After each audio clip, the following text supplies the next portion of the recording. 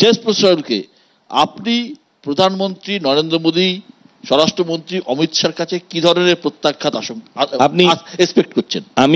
আপনি আপনাকে তো আর অন্য কিছু বলতে পারি না।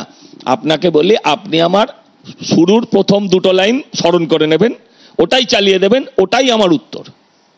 যে ভারতবাসী, আমি বলছি ধর্ম নির্বিশেষে, আমি এটা বিশ্বাস করি যে সব মুসলিম, এই তো সিটি কলেজে সজলদা ফেরত এসছে। আচ্ছা, সব মুসলিম দাঙ্গার সাথে যুক্ত নয়, কিন্তু যারা দাঙ্গার সাথে যুক্ত সবাই মানে তাদের বিরোধিতা করতে কেউ অস্বীকার করেনি।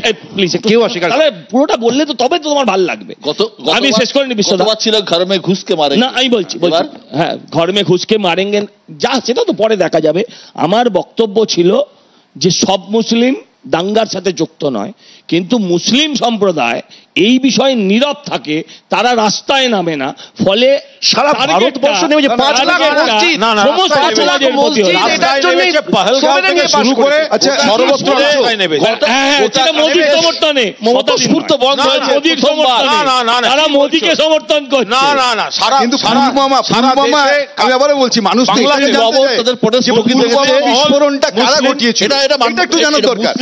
এখনো যদি না জেনে থাকেন, না আমি বলছি, এখনো যদি না জেনে থাকেন, স্বরাষ্ট্রমন্ত্রীকে জানাবে, আননোন সোর্স লিখেছে, আননোন সোর্স লিখেছে, স্বরাষ্ট্রমন্ত্রী আননোন সোর্স লিখেছে, স্বরাষ্ট্রমন্ত্রী কারা ঘটিয়েছে বলছি, স্বরাষ্ট্রমন্ত্রী আননোন সোর্স লিখেছে। উত্তরটা দিতে দিন, উত্তরটা দেখাবেন।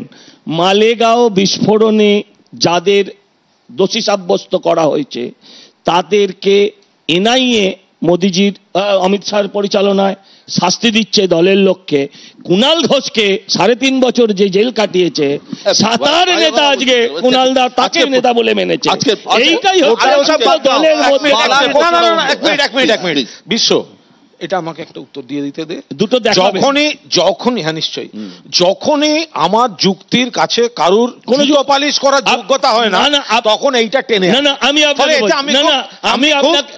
শেষ করতে করেন, আপনি আনন্দ পান। এক মিনিট আপনি এটা উপভোগ করেন।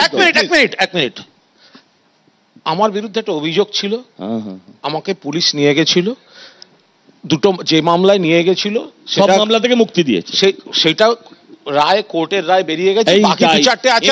শেষ করতে দাও, আরে শেষ করতে দাও, আরে শেষ করতে দাও, সিবিআই আছে। আমাকে তো টাইম দেবে নির্দোষ প্রমাণের। সজলের বাবা খুনের মামলায়, এক মহিলাকে খুনের মামলায় পুলিশ নিয়ে গেছিল, নির্দোষ হয়েছেন, টাইমটা তো দেবে। সজলের বাবা মহিলাকে খুনের মামলায় পুলিশ তুলে নিয়ে গেছিল, আরে তাকে সময় তো দেবে। কত বছর লেগেছিল রায়টা বেরোতে, এটা দেখিও। দেখাবেন। আমি আবারও বলছি, তুমি ছোট ছিলে, সকালবেলা আমি গেছিলাম, শোনেন না, আবারও বলছি, না এটা দেখাতে হবে, এটা দেখাতে হবে।